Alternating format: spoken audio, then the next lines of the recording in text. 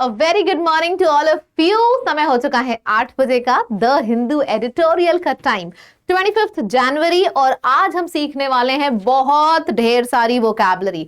मतलब कि पेन दिमाग कुछ भी नहीं रुकने वाला है। आज बहुत ज्यादा चीजें सीखने वाले हैं हम एक क्लास में। तो चलिए शुरू करते हैं फिर आज की वोकैबुलरी। पहला वोकैबुलरी का वर्ड है radical.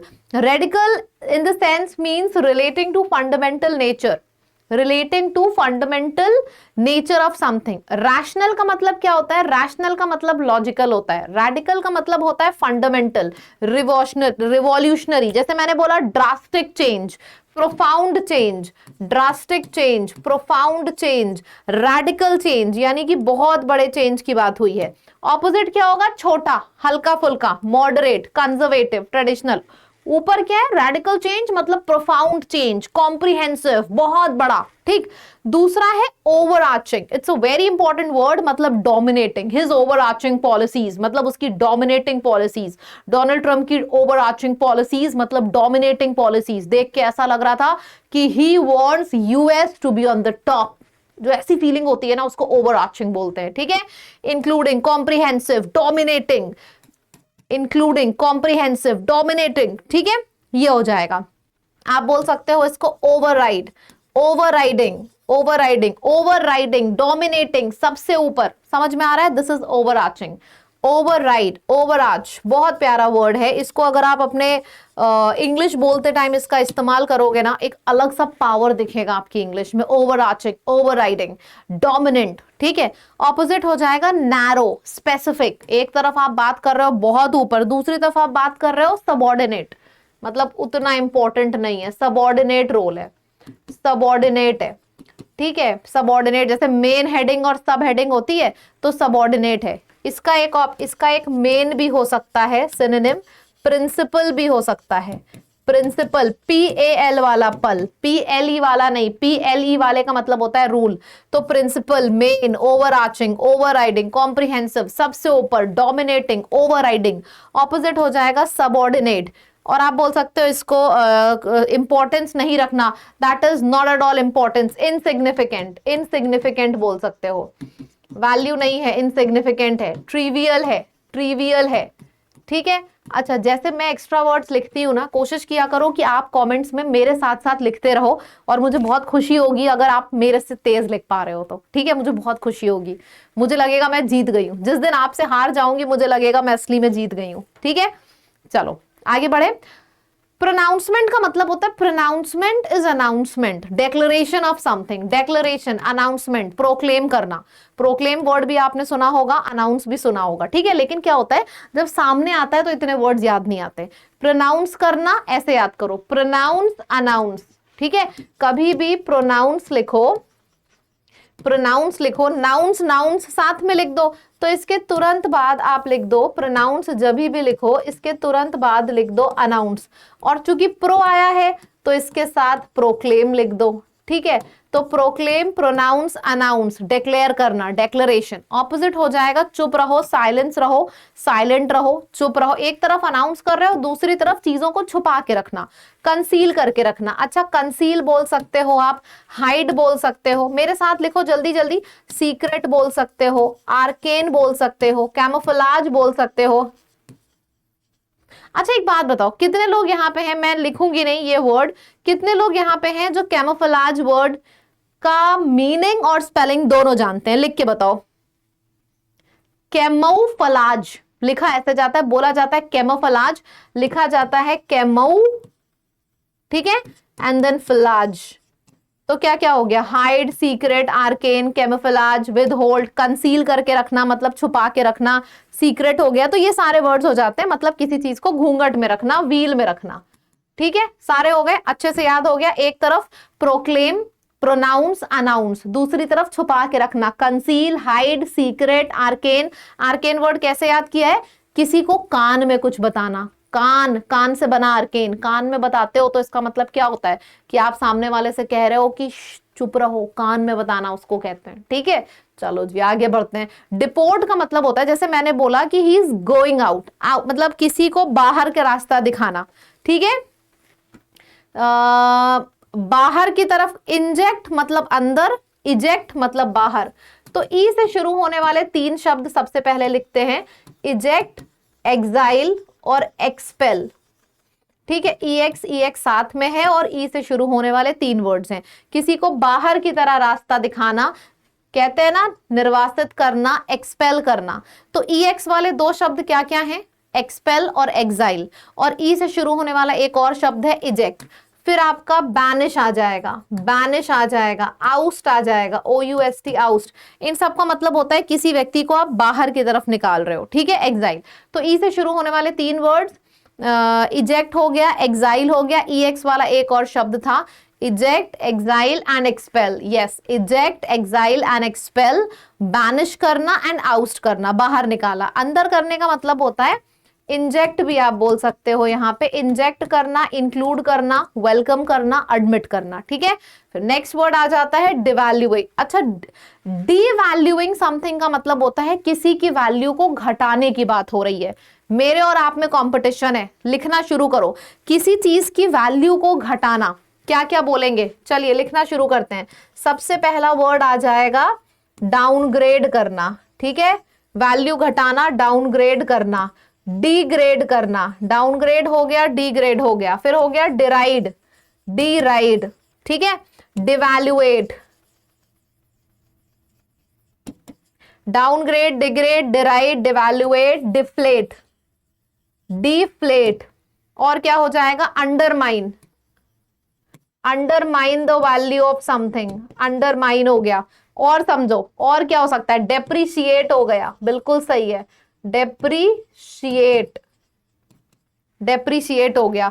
Downgrade, degrade, deride, devaluate, deflate, undermine, depreciate, decay, diminish, decrease. और कोई वर्ड छूटा, छूटा और कोई वर्ड छूटा, बताइए। किसी चीज को डाउनग्रेड करना, डीग्रेड करना, डिराइड करना, डिवैल्यूएट करना, डिफ्लेट करना, कम करना मतलब डिक्रीज करना। अब इसमें से आपको नए नए वर्ड्स चलिए याद कराए जाएं। किसी की वैल्यू को कम करना तो सबसे पहले ये याद कर लो, डाउनग्रेड, डिग्रेड, साउंड सेम है, मैंने भी ऐसे याद किया था।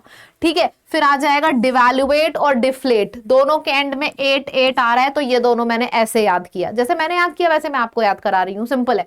डाउनग्रेड, डिग्रेड, डिफ्लेट, डिवैल्यूएट, फिर आ जाएगा डिराइड। अब समझो, डिक्रीज, डिके और डिमिनिश पुराने वर्ड्स हैं, लेकिन फिर भी हैं तो डाउनग्रेड, देखो ये 3 पुराने वर्ड्स हैं, आपको याद होंगे। डेप्रिशिएट, डेप्रिशिएट भी एक नया वर्ड है, बहुत इंपॉर्टेंट वर्ड है। अंडरमाइन करना, कर्टेल करना, कर्टेल करने का भी मतलब होता है वैल्यू कम करना। ठीक है, तो मैं आपसे कैसे पूछूंगी, मैं सीधे ऐसे पूछूंगी, 1 2 3 4 5 6 7 8 9 शब्द हैं जो कि डी से शुरू हो रहे हैं। ठीक है, आपको कैसे लिखाना है, सबसे पहले ये ग्रेड वाला एक साथ लिखना है। सबसे पहले 2 शब्द आपको लिखने हैं जो ग्रेड वाले हैं, मैं ऐसा ही पूछूंगी आपसे। तो क्या हो जाएगा, डी ग्रेड, डाउन ग्रेड। फिर आ जाएगा 8 वाले 2 शब्द, तो क्या आ जाएगा, डिवैल्यूएट और डिफ्लेट। फिर आ जाएगा आपका डीराइड। ऐसे करके नए 5 वर्ड्स हो गए। पुराने डिक्रीज, डिमिनिश, डीके ऐसे करके हो गए। एक तरफ वैल्यू नीचे जा रही है, दूसरी तरफ ऊपर आ रही है, अप्रिशिएट हो रही है, इनहांस हो रही है। ठीक है, आउटलुक का मतलब होता है दृष्टिकोण। तुम्हारा क्या आउटलुक है, तुम्हारे क्या ओपिनियंस हैं, तुम्हारे क्या ओपिनियन है, तुम्हारा क्या व्यू पॉइंट है किसी चीज को लेके। ओपिनियन हो गया, व्यू पॉइंट हो गया, आउटलुक हो गया, एटीट्यूड हो गया, इजी वर्ड है। ऑपोजिट हो जाएगा, कोई फर्क ना पड़ना, इग्नोर्ड रहना। ठीक है, नेक्स्ट है एडवर्स। एडवर्स का मतलब होता है जब सिचुएशन मेरे फेवर में नहीं है। सिचुएशन मेरे फेवर में नहीं है तो अनफेवरेबल है, they are against me, harmful है, डेट्रीमेंटल है। सो हार्मफुल है, डेट्रीमेंटल है। ऑपोजिट क्या हो जाएगा, सिचुएशन आपके फेवर में है तो फेवर है, बेनिफिशियल है। सिचुएशन मेरे सपोर्ट में है तो सपोर्टिव हो जाएगा। ठीक है, चलिए अब मैंने जो जो सिखाया है पहले मैं वो आपसे पूछ ले रही हूं, फिर आगे बढ़ेंगे। सबसे पहले आप मुझे बताओ, डी से शुरू होने वाले मैंने 9 वर्ड सिखाए हैं। सबसे पहले डी से शुरू होने वाला 2 वर्ड्स बताओ जिसके एंड में ग्रेड आ रहा है, लिखते जाओ फटाफट। ठीक है, फिर डी वाले 2 वर्ड बताओ जिसके एंड में 8 आ रहा है। ठीक है, फिर एक और डी वाला वर्ड था। पुराने 3 वर्ड थे और एक था, एक 8 वाला और था। ठीक है, अब ये सारा लिख के बता दो, इतना लिख के बता दो फटाफट। क्या आ जाएगा यहाँ पे, downgrade, degrade, devaluate, deflate, depreciate. इतने वर्ड्स हो गए। फिर इधर पुराने वाले कौन से थे? Decay, diminish, decrease. कितने वर्ड्स हो गए वैल्यू नीचे जाने के? ठीक है, चलो बाहर किसी को निकाल के फेंक देना। ई से शुरू होने वाला 2 वर्ड्स बताओ, जिसमें 2 तो एक्स वाले हैं और एक ओ वाला वर्ड है। किसी को निकाल दिया है बाहर आपने, तो एक तो इजेक्ट हो गया, एग्जाइल हो गया। ये दोनों बता दो, एक इजेक्ट है, एक एग्जाइल है। दूसरा कौन सा है? एक्सपेल है और OUST आउस्ट है। इसका मतलब बाहर निकालना। सारे वर्ड दिमाग में अच्छे से चल रहे हैं सभी के? बहुत बढ़िया। चलो अब करते हैं फ्रेजल वर्ड। किल ऑफ का मतलब होता है किसी को किल ऑफ मतलब डिस्ट्रॉय कर देना। किल टाइम का मतलब होता है I am killing time, I am just passing time. जैसे होता है ना कि why are you killing time, तुम्हारा एग्जाम सर पे है, मतलब why are you wasting time. So killing time is wasting time. Kill off करना मतलब किसी को डिस्ट्रॉय कर देना। Kill it, you killed it. बोलते हैं ना यू किल्ड इट मैन, इसका मतलब ये नहीं होता मर्डर करना। यू किल्ड इट मतलब तुमने मचा दिया स्टेज पे। किल्ड इट मैन आपने सुना होगा काफी बार। किल्ड इट मतलब क्या परफॉर्मेंस थी। किल ऑफ मतलब एलिमिनेट करना, डिस्ट्रॉय करना। And kill time that means wasting time. फिर आ जाता है किलिंग 2 birds with 1 stone, एक तीर से 2 निशाने। Kill the goose that lays the golden eggs. You are destroying a source of steady income. You are killing the goose that lays the golden egg. मतलब तुम ऐसे तुम बोलो ऐसे जानवर को मार रहे हो जो सोने का अंडा दे रहा है डेली। मतलब कि तुम अपने ऐसे सोर्स ऑफ इनकम को खत्म कर रहे हो जो तुम्हें डेली पैसा देता है। Over my dead body use to express strong opposition. मैं बोलते हैं ना कि तुम्हें मेरे लाश से होके गुजर के जाना पड़ेगा, तो उसी को बोलते हैं यह मतलब कि मेरे लिए तुम्हारी वाली चीज को मानना इम्पॉसिबल है, तुम्हें मेरे लाश के ऊपर से होके गुजर के जाना पड़ेगा। मतलब I am strongly opposing to your things. ठीक है, आगे बढ़ते हैं। कॉन्फिडेंस बूस्टर 2 क्वेश्चंस आपके सामने हैं। सिनोनिम बताओ रेडिकल का। सिनोनिम अगर किसी ने एक बता दिया, मतलब एक बता दिया तो मेरी ही नाक आप कटा रहे हो।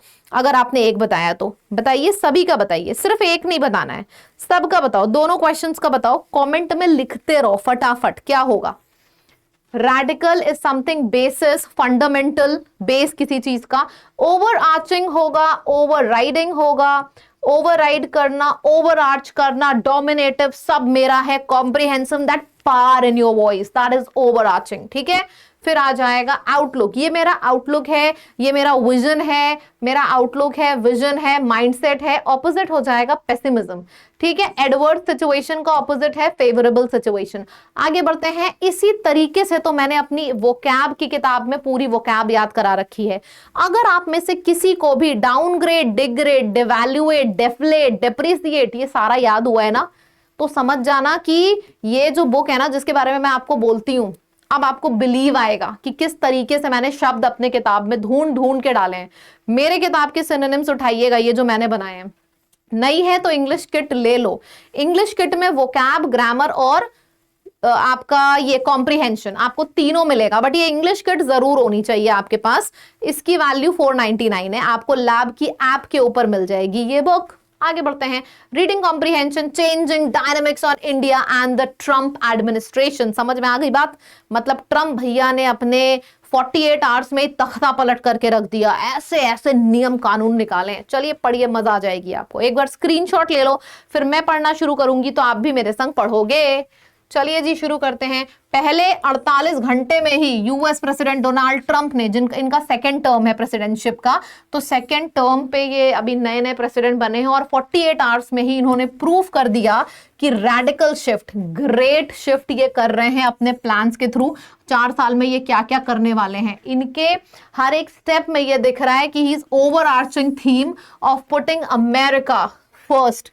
इनके हर स्टेप में, हर चीज में आपको एक चीज दिखेगी कि ये अमेरिका, यूएस को सबसे ऊपर लेके जाना चाहते हैं, ओवर आर्चिंग। ठीक है, while the strengthening of India US ties, India और यूएस के जो टाइज थे बहुत ज्यादा स्ट्रॉन्ग थे इनके फर्स्ट टर्म में। ये इनका सेकेंड टर्म है, इनके फर्स्ट टर्म में बहुत ज्यादा स्ट्रॉन्ग टाइज थे।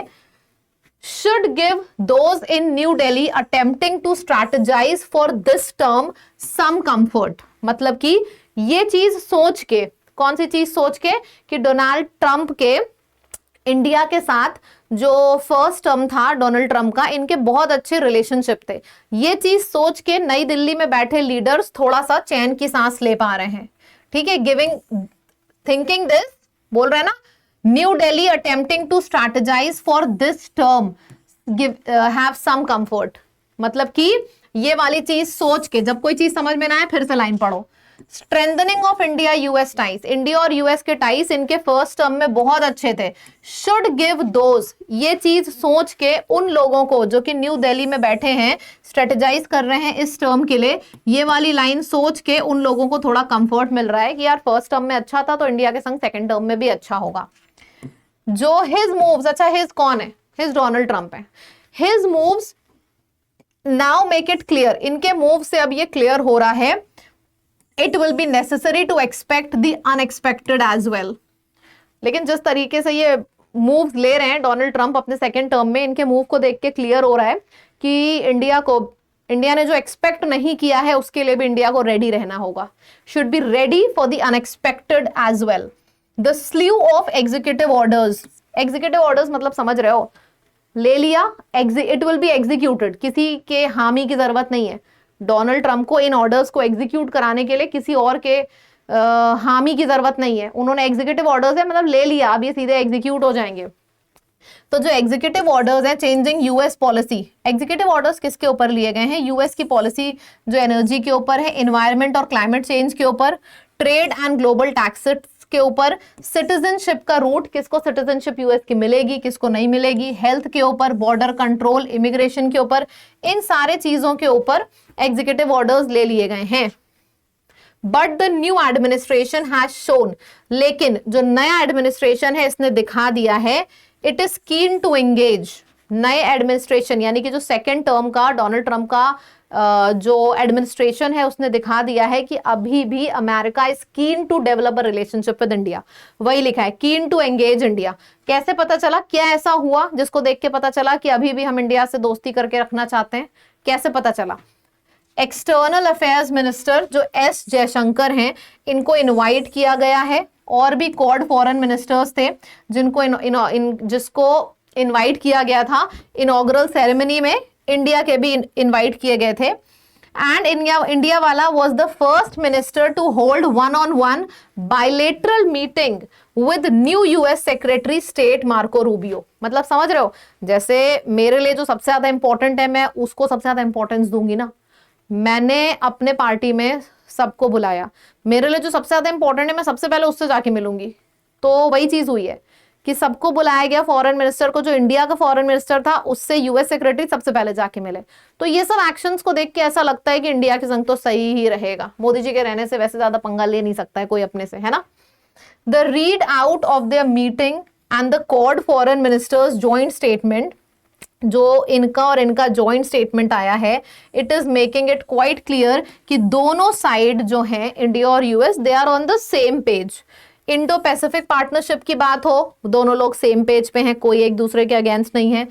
चाहे चाइना के तरफ एक्शन की बात हो, इसमें भी यूएस इंडिया सेम पेज पे है, बिल्कुल अलग नहीं है। क्रिटिकल एंड इमर्जिंग टेक्नोलॉजी के ऊपर बात हो, फिर भी both of them are on the same page. Strategic and defence ties हो, still both of them are on the same page. तो ये काफी चीजें हैं जिसको देख के लग रहा है कि भाई इंडिया के संग तो बातें बनी रहेंगी, बिगड़ेंगी नहीं। लेकिन फिर भी कुछ ऐसे स्टेटमेंट दिए हैं ट्रंप और रूबियो के अनाउंसमेंट में that have set alarm bells ringing. Setting alarm bells ringing, इसका मतलब क्या होता है? कान खड़े कर देना। मतलब समझ रहे हो कि डेंजर जोन है, इन्होंने आगाह कर दिया है। Notably on trade, specially trade के ऊपर है, और इमिग्रेशन, मतलब किसको एंट्री मिलेगी किसको एंट्री नहीं मिलेगी, किसको सिटीजनशिप देगा यूएस किसको नहीं देगा, स्पेशली इस पॉइंट के ऊपर they have kept their alarm bells ringing. मतलब बाकी सब तो सही लग रहा था, कुछ ऐसे पॉइंट्स हैं जिससे लग रहा था कुछ खटपट हो सकती है यूएस और इंडिया के बीच में, वो पॉइंट्स आखिरी में दिए गए हैं। ठीक है, तो ये पूरा पैसेज है, समरी दिमाग में एकदम क्लियर होनी चाहिए सभी के। और अगर आपके दिमाग में पैसेज के अंदर क्लैरिटी है, सब आंसर करोगे स्पीड में। What is the overarching theme of Donald Trump? क्या है इनकी ओवरआर्चिंग थीम? सिंपल सी है, ओवरआर्चिंग का मतलब ही होता है सबसे ऊपर, यानी कि America first. What aspects of India-US relations were highlighted during External Affairs Minister? कौन कौन से इसमें से एस्पेक्ट्स हाईलाइट हुए थे? जो इनके और इनके बीच में हुए थे। इमिग्रेशन के ऊपर नहीं था, इसके ऊपर सिटीजनशिप के ऊपर नहीं था, ये बी वाला करेक्ट आंसर है। ठीक है, वीडियो अगर अच्छा लगा करे चैनल को फटाफट सब्सक्राइब किया करो, सरप्राइज नहीं सब्सक्राइब किया करो। ठीक है, वीडियो अच्छा लगाओ, फटाफट लाइक बटन पे क्लिक करके बता देना, और कमेंट में मुझे कैसे पता चलता है कि आपको वीडियो बहुत अच्छा लगना शुरू हो गया है, जैसे जैसे कमेंट्स बढ़ने लगते हैं। ये पूरा का पूरा आपके सामने स्क्रीन पे मैंने दे दिया है। आज आपको इसके 9 सिनोनिम्स मुझे बताने हैं, बाकी कुछ बताओ चाहे ना बताओ, इसके मुझे 9 सिनोनिम्स जानने हैं आप सभी लोगों से। ठीक है, कॉमेंट में लिख के देखते हैं वीडियो खत्म होते ही 9 कौन लिख पाता है। ठीक है, अगर अच्छा लगा है वीडियो तो चैनल को जरूर सब्सक्राइब करिए। और एक आखिरी इंफॉर्मेशन आपको दे दूं, मेरा स्पोकन इंग्लिश का जो बैच है, last 2 days are left for this offer. अगर आप अंग्रेजी में हिचकिचाते हो, आप चाहते हो कि यार हमारे इंग्लिश में एग्जाम में तो नंबर आ जाएं, साथ ही साथ हम कॉन्फिडेंटली बोल भी लें सबके सामने, ऐसी ऐसी सिचुएशंस के लिए हम रेडी हो जाएं कि अपने आप मुंह से डायलॉग्स निकलने लगे, तो आप इस बैच में एडमिशन जरूर से लीजिएगा, क्योंकि ये ऑफर खत्म हो जाएगा। ये बैच आपको अभी 599 का मिल रहा है। You have to use this code lab. इस कोड का इस्तेमाल करके आपको जो ये बैच है ना, ये 599 रुपीज का अभी मिल रहा है। और अगर आप अभी लेते हो अगले 2 दिनों में, 2 दिन का आपके पास समय है, तो इस बैच की वैलिडिटी 5 साल हो जाएगी। अगर आप 2 दिन के बाद लेते हो तो इस बैच की वैलिडिटी 1 ही साल आपको मिलेगी। मतलब सोचो, इतने रुपए में 1 ही साल की वैलिडिटी मिलेगी, और अगर आप अभी लेते हो 2 दिन तक तो आपको 5 साल की वैलिडिटी मिलेगी। This is huge. बैच आपको हमारी ऐप पर मिलेगा, लैब पे। सबसे पहले लैब ऐप पर जाना, लाइव कोर्स पे मत जाना, वीडियो कोर्स पे जाना। देखो यहाँ पे क्लियरली सेकंड वाला वीडियो कोर्स है, आपको दिख जाएगा। सबसे पहले ले लीजिएगा, 2 दिन के बाद आपका ऑफर ओवर हो जाएगा। 2 से 3 दिन आखिरी बचा है ये। ठीक है, thank you so much, tata bye bye, take care everyone.